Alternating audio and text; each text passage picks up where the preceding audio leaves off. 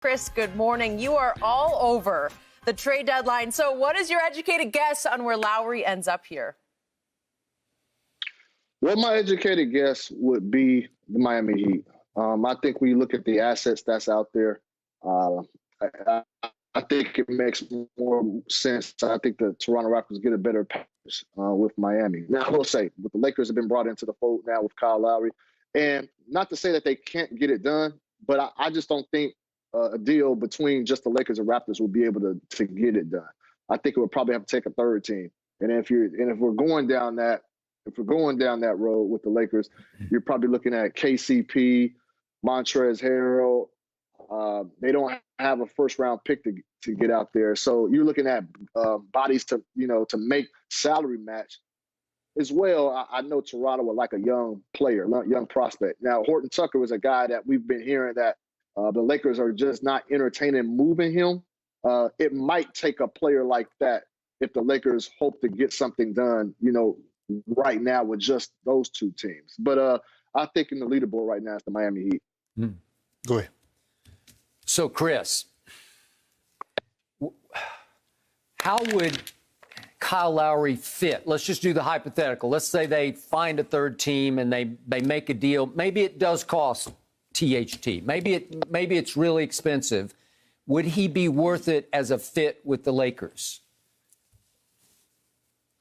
That's a good question, Skip. I necessarily don't think I agree with the move, but if you're looking at the timeline of LeBron James, then Kyle Lowry, who I believe is 35 years old. He is today. He will fit in. Yep. Oh, today? Okay. So he would fit in with that timeline, somebody who still plays at a high level, championship experience. And so I think in the short term, it's a solid move. And, if you ever been, and I've covered a lot of teams that LeBron James has played on, they tend to bring in guys who are right for LeBron James right now. They don't think about the future or what's going to happen. They kind of worry about that later. Let's just try to maximize the years we have with LeBron. And I think if they made that move, that would be the case. Now, with that being said, the fit that I'm concerned with, that I think you would lose a lot of depth. And I have to go back and we're look at what we're talking about right here. We're talking about possibly moving Montrezl, KCP. You're giving up a lot. And I'm mentioning that because I have to harken back to, what happened in the offseason. I think the Lakers got a little bit too cute in the offseason. Coming away after the offseason, a lot of people, including myself, felt that, Lakers had a really great offseason. They upgraded. But I think they might have been better off running it back. And I'm saying that because, you haven't had the contribution from Marc Gasol. Montrezl has still been himself, but he's pretty much been the only one. Dennis Schroeder has been up and down. And so I just think the Lakers right now kind of in scramble mode, panic mode right now, particularly if you look at LeBron James. He's out indefinitely, and Anthony Davis still a few weeks out. So this is panic mode right now, and that's why, I say right now in the Western Conference, it's pretty wide open. It's pretty wide open. It's up for some team in the West can make a move and put themselves from a 7-8 seed to a 2-3 seed. Like you can go up significant ground, make up significant ground if you make the right move at the trade deadline. So that's why I think it's imperative for Lakers and a couple other Western Conference teams to be aggressive right now. So, Shannon, maybe the Lakers should have run it back the way the Buccaneers are running it back, well, right? They definitely should have brought back D. Howard. But, Chris, when I look at it, the only guy that could have possibly moved the needle has already been traded. That's James Harden.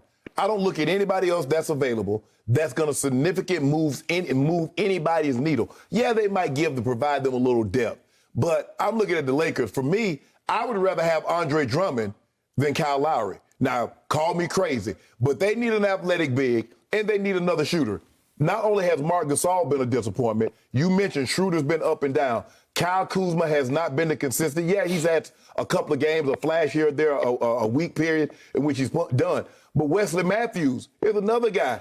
He's been a major disappointment. So the Lakers, their free agencies that they signed, the free agents that they signed have been major disappointments. Yeah, and that's why I say, I think it got a little bit too cute. And you have to credit Rob Pelinka because he could have stood pat. running back. But he said, look, we're going to get more aggressive. I don't want to just stay idle. We're still improving. And on paper, it looked like a major improvement from last season. But now you're looking at the fruits of the labor, and it's just not panning out. So now we're in a situation now where it's the team that was picked to be the title favorites again. Now they're kind of scrambling. And I know AD and LeBron's injury has kind of contributed to that, but they shouldn't be in this position right now where they're basically open to almost a complete overhaul of a lot of their core and their core guys that's in the rotation. So I agree. I think Drummond fits this team. I think he will definitely benefit the Lakers, especially AD, because we know he don't like to play the center minute for extended minutes. And so that would help. But I would be a little, I'm not saying it would be a bad move if they got Lowry, but, I think I'm just concerned more so from the desperation standpoint that the Lakers find themselves. I'm going to reiterate what I told Shannon Sharpe earlier in this show. As much as I like and respect Kyle Lowry, he just turned 35. He's in his 15th season. He's 6 feet tall. And even though he's made 6 All-Star teams, his career stats are 15 points a game, 4 rebounds a game, and 6 assists a game. 15, 4, and 6.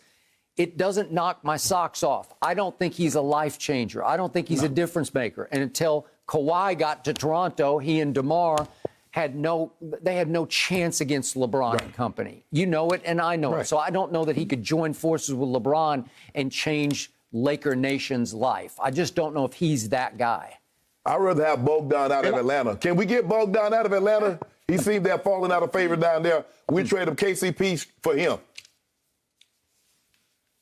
That would be a nice move, you would think. Now, I would say this about KCP. He's not having the best season, but, KCP came through for the Lakers. He did. In the bubble. KCP, when it's time to really play, he gets down. But it's time to really play right now because LeBron and AD ain't there.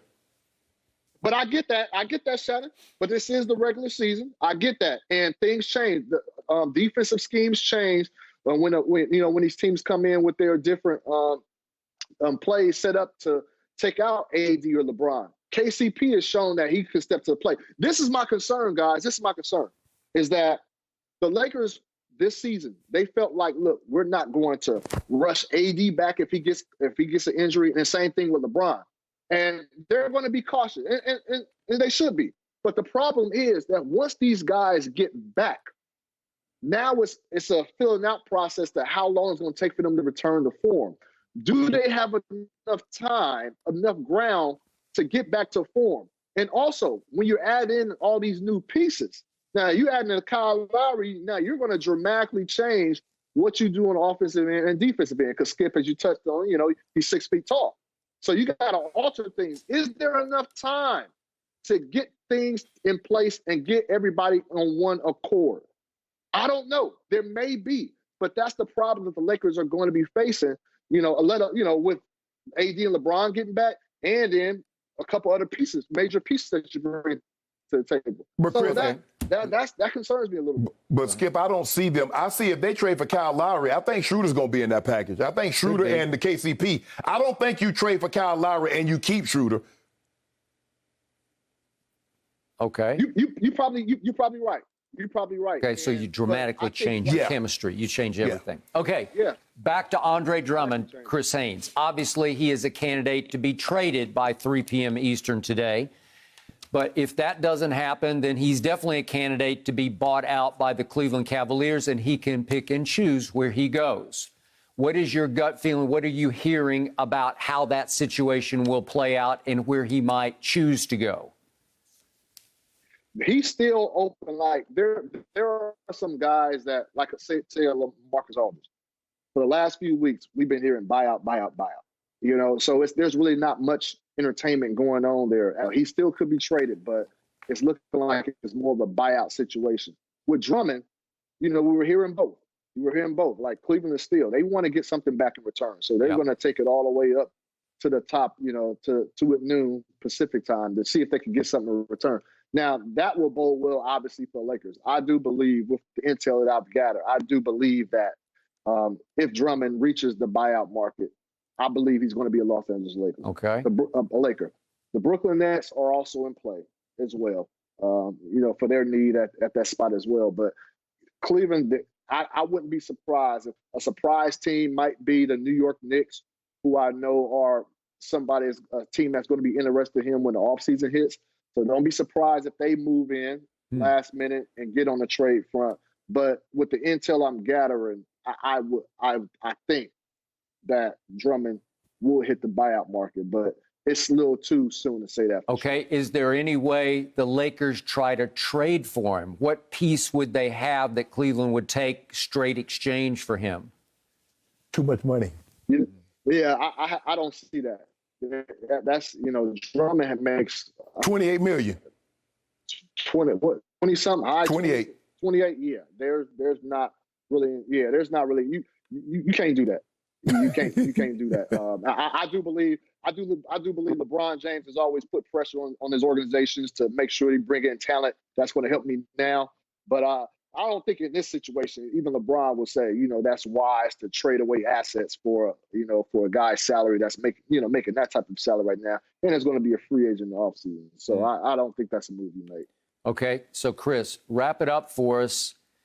What are you hearing about how long LeBron will be out, and for that matter, how much longer AD will be out? I think LeBron has about 2 more weeks left. The last time I checked on it was late last weekend, and so I think he's a few weeks still away. I think AD is around that time frame as well, maybe a week and some change before Bron, but I think he's around that range. So I think both those guys hope to get back on the court around the same time, so they can get that chemistry going back. And then as well with the new pieces, I do think the Lakers are going to add a few pieces, maybe around the edges, but I think they'll add some few pieces, and it's going to be really beneficial for Lakers, LeBron, AD to be on the same page with these new guys and try to build some continuity heading into the playoffs. Boy, not much time left for that. We don't need time. You could be the Clippers last year where you just don't have enough time. The one thing we got that y'all didn't have, we got LeBron. The Clippers ain't got nobody. Y'all ain't got no leader. We got 2 LeBrons. Really? Yeah. Really? LeBron. Oh, okay. Thank you for watching. You can subscribe here to get the latest from the show, and be sure to check out more of the best clips from Undisputed, or go watch a few other segments from our other shows on FS1.